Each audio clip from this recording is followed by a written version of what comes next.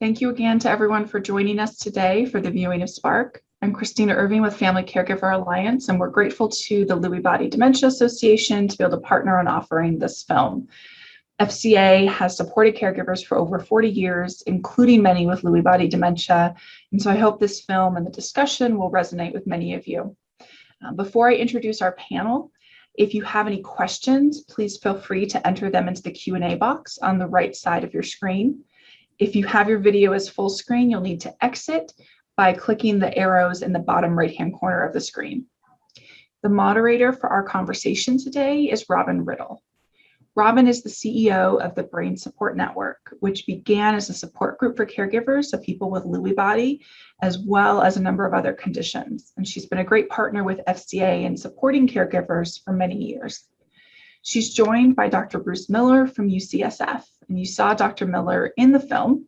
He is the director of the UCSF Memory and Aging Center and the co-director of the Global Brain Health Institute. And we're very grateful to have his expertise today. We also have Diane and Denise joining us to share their experience and expertise as family caregivers of someone with Lewy body dementia. Diane took care of her husband and Denise cared for her father, and both have used their experiences to support other caregivers. So thank you all again for joining us, and I'll turn this over to Robin. Thank you very much, Christina. It's a delight to be here with all of you and to be sharing this wonderful film and our terrific panel. So let's start off with Dr. Miller. The terminology is just incredibly confusing here. We have Lewy body dementia, diffuse Lewy body disease, which was what was on the pathology report for Robin Williams. We have Parkinson's disease, dementia with Lewy bodies. Can you help demystify this? Yeah, and I apologize for the terminology and wish I had a simple solution for it. So let me give you a slightly complicated answer, Robin, because I think this is really an important question for families. So this used to be Parkinson's disease. And we used to think of Parkinson's disease as a movement disorder that had no effect on behavior, mood, anxiety, or emotion. And over time, we learned that many people with Parkinson's disease don't actually present to the family, to the doctor, to society with a change in movement. Rather, they present with changes in things like visual hallucinations, delusions that they never experienced before, with profound disorders of sleep. And in fact, I would argue that almost all people with Parkinson's disease have a propensity to these problems. And although some may present with a pure movement disorder, these are really different parts of the elephant. The elephant is the bad protein that aggregates in the brain. It's called alpha-synuclein, and it causes Parkinson's disease. It causes Lewy body dementia, dementia with Lewy bodies. And I think they're just different ways that the same molecule can wreak havoc in the brain. And I think as we move toward therapies, what's going to be incredibly important is to recognize this, all the different forms with the one common molecule, which is alpha-synuclein. And I believe in all of our lifetimes that there will be a day when someone presents to the doctor with a sleep disorder or the psychiatric manifestations or the cognitive manifestations, we call this Parkinson's with dementia, that the treatments will be focused on the primary cause, which is this misfolded protein. Thank you. One of the questions that one of the attendees asked is what percentage of people with Parkinson's disease go on to develop what we call Lewy body dementia? Yeah, well, a really great study done in Norway suggested that at least a quarter of people with Parkinson's disease, if you look carefully, also show cognitive issues or behavioral issues early. I think a lot of times the field has ignored this. They focus on the Parkinson's and they forget that is the severe anxiety, which is the same disease that is so disabling to loved ones, to caregivers. So I would say a very high percentage of people with Parkinson's, it's not pure, it's not just a movement disorder. And I think we've learned about the spread of the bad protein. It doesn't start in the movement part of the brain. It starts in the part of the brain that's involved with regulating emotion, attention, sleep. So these are often there with the Parkinsonism. So very common. Okay. Given that, it seems odd then that it was so hard for Robin Williams to ever receive a diagnosis of Lewy body dementia. And incredibly, he had all access to all these resources, different kinds of resources, and yet he was still unable to get a diagnosis. Why was it so hard for him to receive that diagnosis? Here's what my belief is that in our society, we have tended to pocket into different categories, psychiatric symptoms, which when we do this, we often stop thinking about the brain, and neurologic symptoms where we know the symptoms come from the brain. But in the case of Lewy body, and I think Andrea Saraton did a great study here at UCSF that showed almost all of the people who had Parkinson's disease who eventually came in for deep brain stimulation, almost all of them had begun with a mood disorder or an anxiety disorder. And so I think realizing that the mood disorder and the anxiety disorder are not just late life psychological problems, adjustment disorders. This is a disease. This is the beginning of Lewy body disease. And I think until we realize this, we will misdiagnose people. And even more tragically, we will treat them inappropriately. And sadly, I think Robin got a lot of inappropriate treatments that didn't focus on the biology of his problem. It had a real chemical basis, a real biological basis, but people didn't really grapple with that.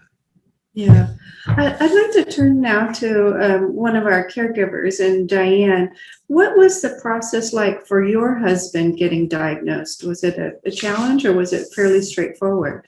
It was definitely a challenge.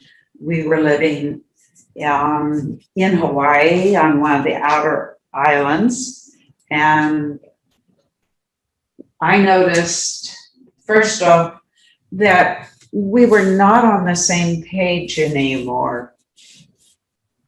Things that I would tell him, he would say he hadn't heard before. And so when we had appointments, he didn't register that. And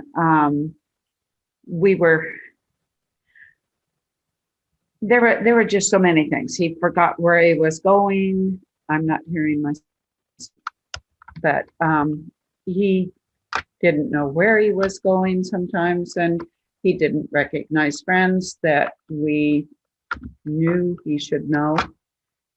Do you hear me? Because I don't. You do. So his doctor, a local island doctor, said there's nothing wrong with him. We can do a blood test and test for that. And so when a farm and garden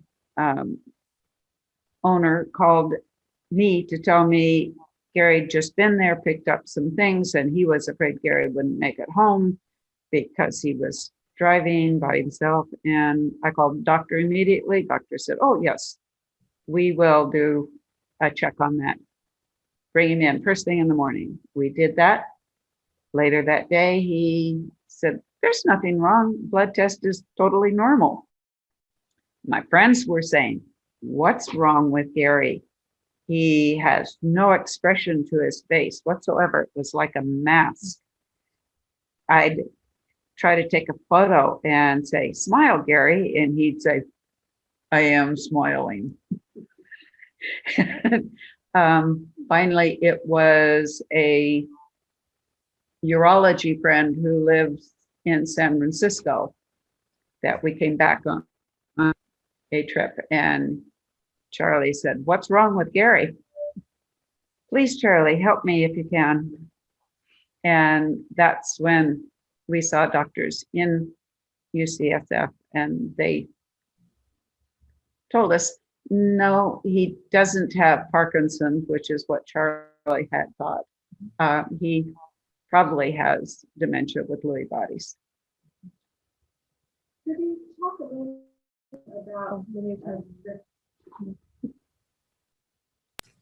could you talk a little bit, Diane, about what your husband's response to the diagnosis was? Did he accept the diagnosis? Was he in denial about it? He was very, very relieved when the neurologist told him, "You do not have Parkinson's."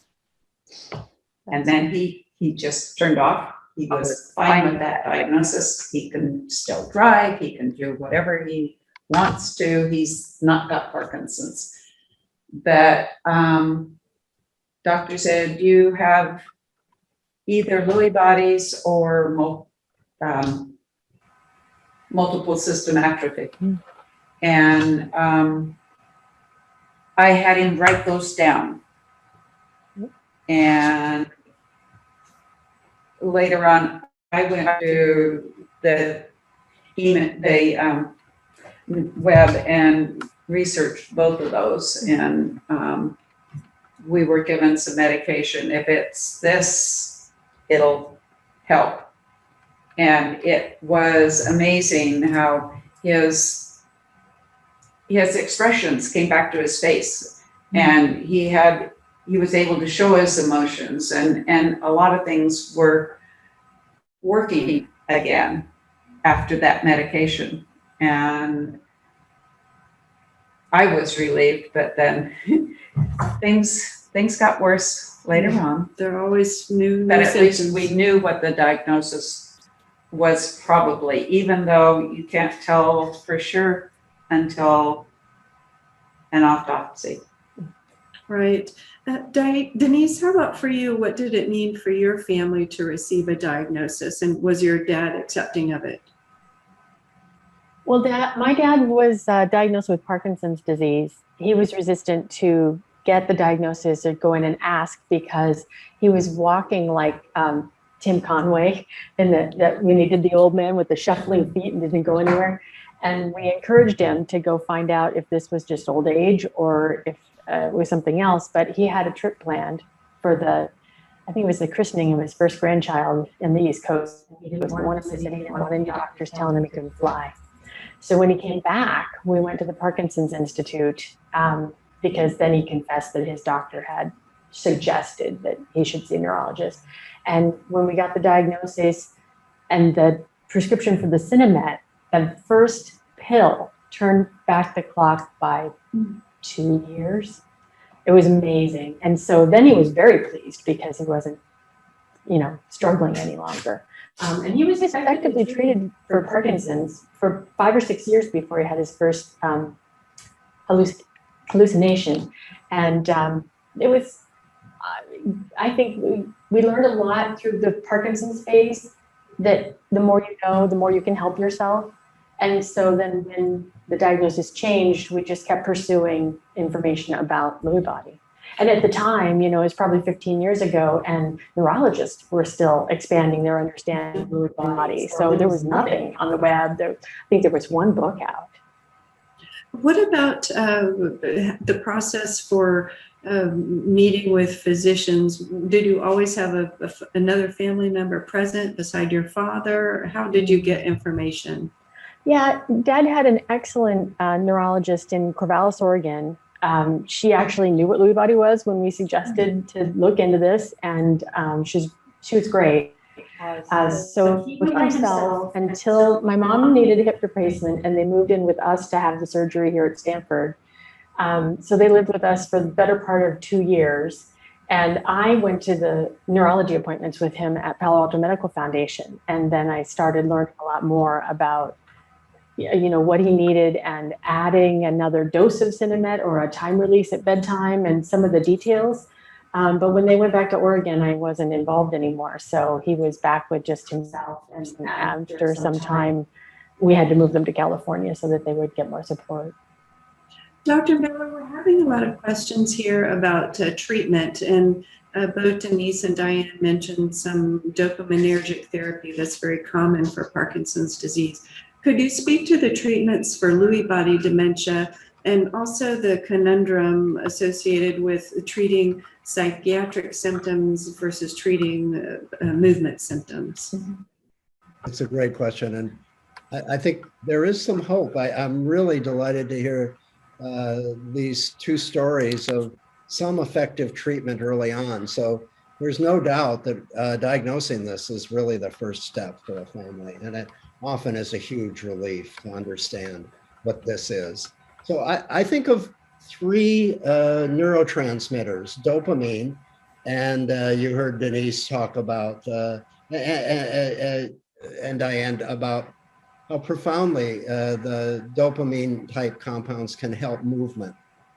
The other thing that happens is this disease affects what we call the brainstem core. So we have neurotransmitters that go from the brainstem up to the cortex. And there are three different types. There's the dopamine, and that's very much involved with movement and some attention. Then there's serotonin. And I think the serotonin deficiency is one of the reasons that we see so much depression as an early feature of this, and sometimes unalleviated anxiety in someone who was never anxious. So I think of that aspect of the disease as a separate but treatable component. Then the third part is attention. And sometimes there's a profound loss in the drug acetylcholine. And so if we can boost acetylcholine, I think we can diminish the hallucinations, the trouble with attention, the tendency toward becoming delirious. So we know Lewy body people, because they're so deficient in acetylcholine, that if a little thing happens, like a urinary tract infection or a post-operative, this cholinergic deficiency leads to a profound delirious state, completely confused, alterations in sleep and wake. And I treat often all three at different stages of the illness.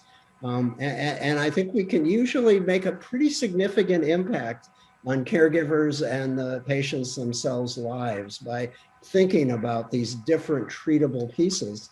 And then, of course, there's the sleep. And I think that also has its own unique therapy. So I think early on, before there is a profound dementia, I think we can do a lot to help people. And I think keeping that in, I mean, that's such an important thing that all of you do, in your advocacy work, is really tell families, don't accept that this is untreatable. It's uncurable at the moment, but it is very treatable. And since it is uncurable, what is the value, Dr. Miller, in getting a diagnosis? Yeah, I mean, I think the value is, I think, helping the people understand why, what. I mean, I think most of us deal very poorly with mystery in our own lives. And I think having certainty about what happened is important. I think because we have our own unique therapies for Lewy body, that it's important to diagnose this properly. And then, and it's always important for me to explain to families, I know this person, is different and they never were anxious, but it's because there's a chemical change. And, so I think getting a better understanding of the architecture of this is really important. And then I'm an optimist here. I really believe that we are just on the verge of disease modifying therapies for Alzheimer's, for frontotemporal dementia, and for Parkinson's. And so I think that suddenly we have huge support through various foundations, through the National Institute of Health, and we understand so much more. I think we're really going to cure these diseases. So I think this is why I think diagnosis is going to be so key. I think another reason for the diagnosis being important is my husband had to have knee surgery halfway through his illness. Mm-hmm. And the type of medications used in surgeries can have a big part on what the brain does. During surgery, they did a saddle block on him rather than the normal anesthesia. But after surgery, when he went into a rehab facility, he was given the totally wrong kind of medication. And that doctor didn't know that they couldn't give that medication to him. And he was totally anxious, was having the most horrible hallucinations could possibly imagine. It's just frantic. Mm-hmm. And that's go ahead, Dr. Miller. No, I mean, it's such a great point. And that's preventable. That's avoidable. It would have been, yes. Denise, I'd like to ask you, we've vaguely touched on some of the behavioral challenges associated, some of the psychiatric symptoms, as Dr. Miller said. What kind of psychiatric or behavioral issues did your father exhibit during his course, and what was challenging for you? Well, he definitely had a REM sleep behavior disorder for probably at least a decade, probably longer, prior to his movement challenges, to the point where he threw himself out of the bed into the corner of the room behind the nightstand one evening when I was staying with my parents. And we just assumed, because he was in World War II, that these were sort of a PTSD, nightmares about the war kind of a thing. And then you learn more and find out, oh, if you have this moving in your sleep, talking in your sleep, nightly, really very common experience, you're much more likely to develop Parkinson's and Lewy body dementia. So that continued. I don't know how Mom stayed sleeping with him in a double-sized bed for as long as she did, but I think that her sleep contributed to her earlier. Perhaps she would always have had Alzheimer's, but I think it would onset earlier than it might have because of her lack of sleep. Of course, the hallucinations, and the first time that happened to Dad, he had taken an over-the-counter medication. I don't remember if it was for muscle cramp or a cold, but we even had called the neurologist, and she said, keep him comfortable. It's fine if he takes this medication. And then translated, that means you're going to have a very interesting afternoon. He saw neighbors from Oregon driving past the house. He saw a woman nursing a baby in our patio in the backyard. It was wild. Trying to keep him in the house was really challenging. And then those hallucinations continued and became more frequent as the disease progressed. And the neighbors found him out by the highway and brought him home. It was effort to kind of keep him safe. He wanted to go dismantle the lawnmower. He wanted to work with saws in his shop, and we were really afraid for him to injure himself. But my mom's attitude was, this is how he lived before he got sick. And if it's what kills him, he would rather die doing what he loved to do, even if he didn't know what he was doing. So yeah, it's scary. Yeah, it is. Dr. Miller, Denise brings up the REM sleep behavior disorder, and certainly that came out in the Spark film in terms of Robin Williams suffering from some sleep issues. How common is REM sleep behavior disorder and Lewy body dementia? Yeah, it's still Robin is under active study, but I would say somewhere between 60 and 80% of people with Parkinson's had either, like you've heard, a prodrome before the Parkinson's REM behavior, or it developed soon after the diagnosis. So it's really common. And I think, thinking a few years down the line, if we had a great prevention for Parkinson's and we knew that it was beginning, and the sleep disorder is really the beginning of Lewy body disease, that we would be able to intervene before any of these other profound problems occurred. So I think it may turn out to be a fortunate feature of the illness that we get sleep changes that tell us that Parkinson's is coming. One of the attendees asked, getting back to this prodromal symptom aspect, and you mentioned early on, Dr. Miller, that anxiety, depression can be early symptoms before even anything else appears. REM sleep behavior disorder can be that way. She mentioned that her mother had had hallucinations as the primary symptom. I would imagine that having a psychiatric symptom like that would be very confusing for neurologists. Back to your bucket about movement symptoms versus psychiatric symptoms, it would be very difficult to diagnose in that case. I think that there's some features, and Denise described them really beautifully, of these hallucinations that should really make you think about Lewy body. They tend to be formed, little children, little people, very vivid scenes, sometimes, very disturbing to the person, but sometimes they actually sit back and enjoy it. And so I think hearing that anyone later in life is getting visual hallucinations, we want our physicians, whether they're in primary care, in the emergency room, or in neurology and psychiatry, to say, this is something more than schizophrenia, which of course doesn't happen later in life. So I think the problem is education. I really think that that's where this breaks down. Yeah, and to that extent, what is being done about educating physicians? I think we're just beginning, and I think part of the problem for some of this is primary care doctors don't get reimbursed for spending a lot of time with families and thinking through symptoms like this.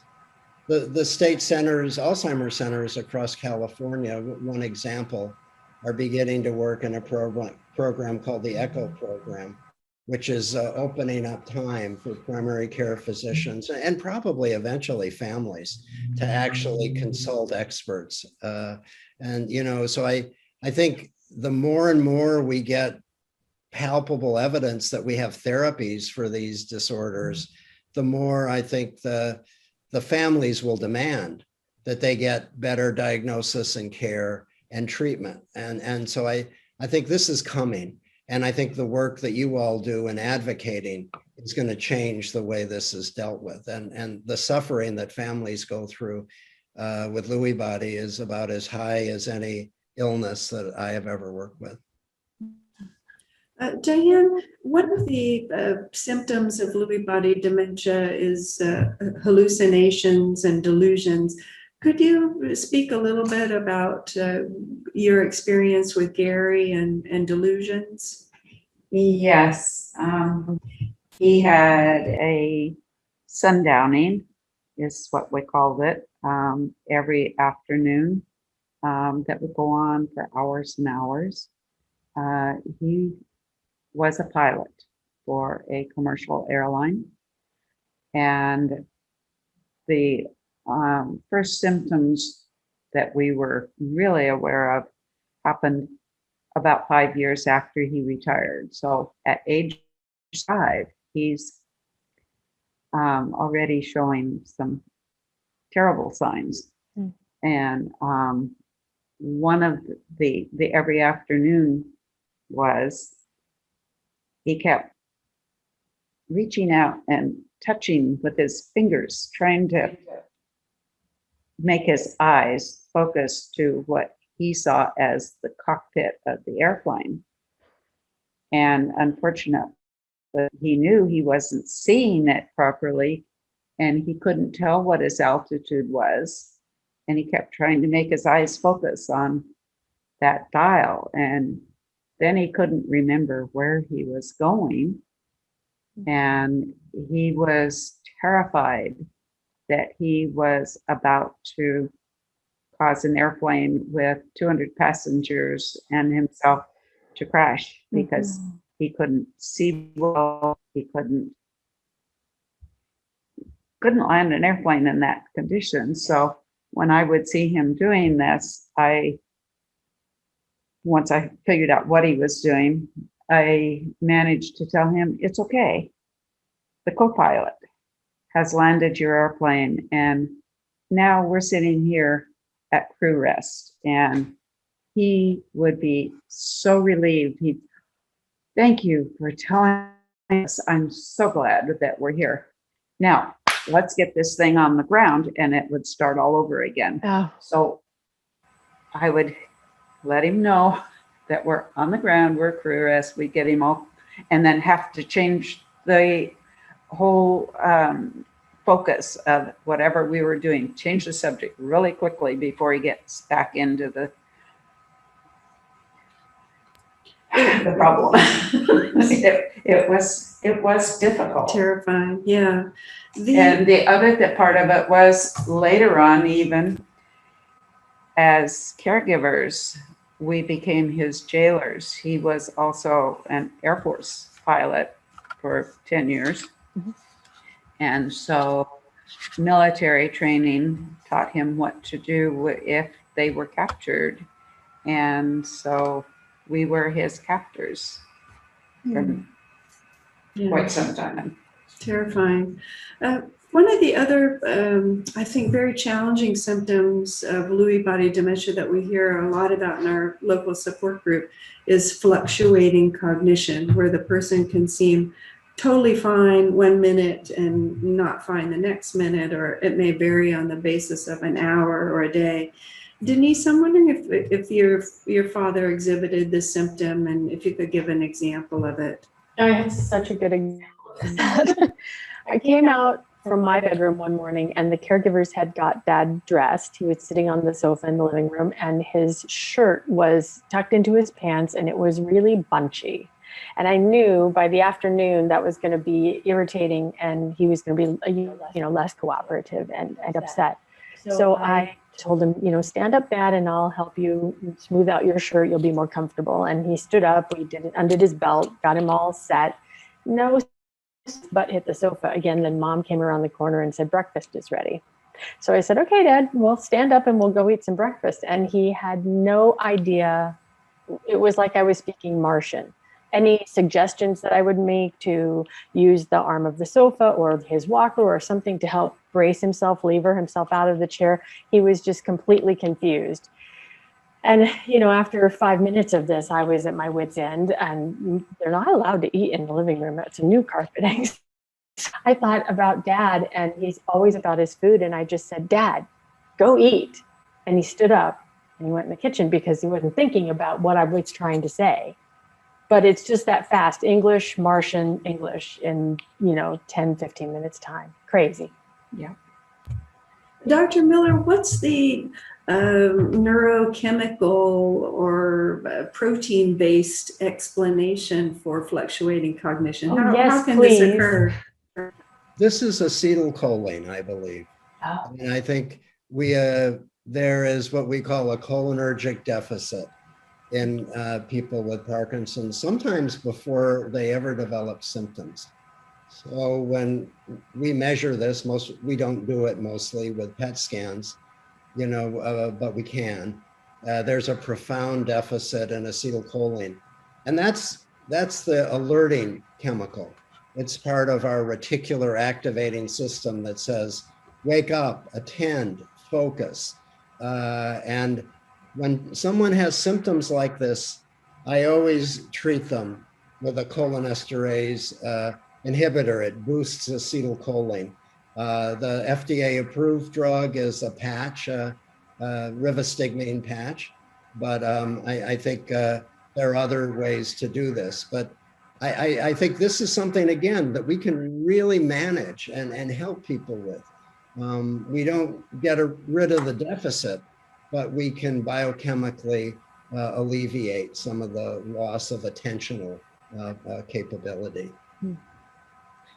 Denise, back to you again. I'm wondering, what were some helpful things to you as a caregiver, helpful resources, helpful information? Yeah, my parents were, older. Dad was 80 something when he was diagnosed with Parkinson's, and they had a computer, but they mostly just used it for email.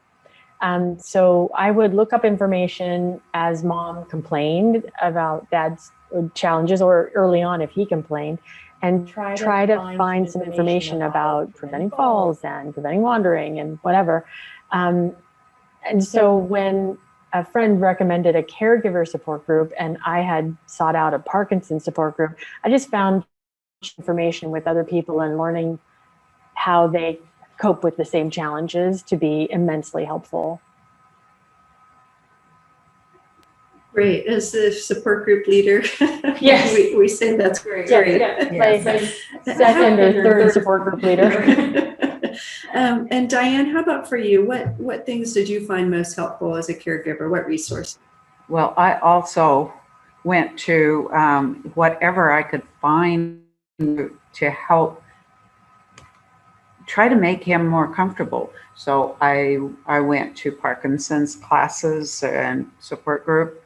I went to Alzheimer's support group. I took a week-long class with Family Caregiver Alliance, which is where I met Christine.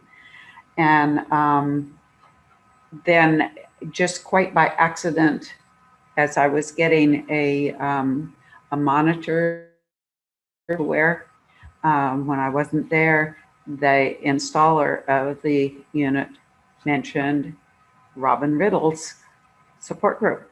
Wow. And I said, oh, they actually are Parkinson's Plus. That's exactly what I need. And that has been so helpful to me. And it's why 10 years later, I'm still helping the group, because they helped me. So, I mean, complete with the signing up for the brain autopsy and a total body autopsy, which I had sisters-in-law that did not really think that I was helping their brother enough, that I just the thought of him not being in a care situation, not living at home, subjected a lot of problem. And to be able to tell them this is what he had, and the rest of his body was totally in good shape, in wonderful shape, but it is the disease and it fluctuated. And yes, he would do Showtime anytime we're around, which they didn't bother coming very much after that. It's interesting that both Denise and Diane, you both donated your family member's brain. Diane donated Gary's brain, and Denise donated her father, Harry's brain. Denise, could you say just a little bit about brain donation? About why we donated? Yeah, why you donated, what was the value for you? Yeah, Dad mentioned to me one time that he hoped that there would be a cure for Parkinson's before that got him. And after I joined the support group and learned about brain donation, I just thought, well, you can't contribute to the cure if you're not part of the research. So we donated his brain without asking him, but he's part of the research. So, yeah. And I'd like to ask one last question to Dr. Miller, since you're the optimist on our panel. Could you say what is happening just generally in the area of research, and why you are so optimistic?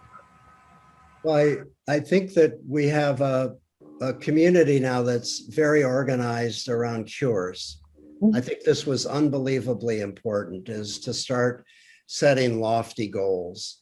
I think the research funding, we are in a very good space. Over the last 5 years, the Aging Institute went from less than $1 billion to $3.5 billion a year. This is extraordinary. And the new administration has said they're going to get us even more funding. So that's one thing. I think understanding this in a lot of detail. And also, I think systematic efforts, not so much in the pharmaceutical companies yet, but in academic laboratories to figure out ways of preventing bad proteins from aggregating, from decreasing the inflammation that happens when the proteins aggregate, from telling the cell to figure out better ways of clearing these bad proteins. This is, I think, a common thread of all degenerative diseases. As we get older, we're not as good at getting rid of the garbage in the cell. And so there are brilliant investigators like Anna Maria Cuervo at Albert Einstein University who are designing drugs that will help the cell get rid of this bad protein, alpha-synuclein. So I think our diagnostic abilities are improving. It could be a lot better with Parkinson's. We don't have those great blood biomarkers yet that we do with Alzheimer's, but they're coming. So I think early diagnosis, early intervention, smarter drugs. I think this is a very optimistic picture for the future. It really is. That's wonderful. That's such good news. Christina, we're at the end of our time, so I'll turn things back over to you. Thank you. And thank you so much to Robin and Diane and Denise and Dr. Miller. Thank you for the Lewy Body Dementia Association for use of the film today. We will send out a recording of this panel discussion as well as a resource list to everybody in the following days, so keep an eye out for that. For more information on Family Caregiver Alliance and future events, please visit us at caregiver.org. But thank you all for joining us today, and we hope the film and this discussion has shed a little bit more light on this disease. And again, really appreciate the time of our panelists and all of you for joining us. And thank you, and have a good rest of your day. Thank you. Bye. Bye-bye. Bye-bye.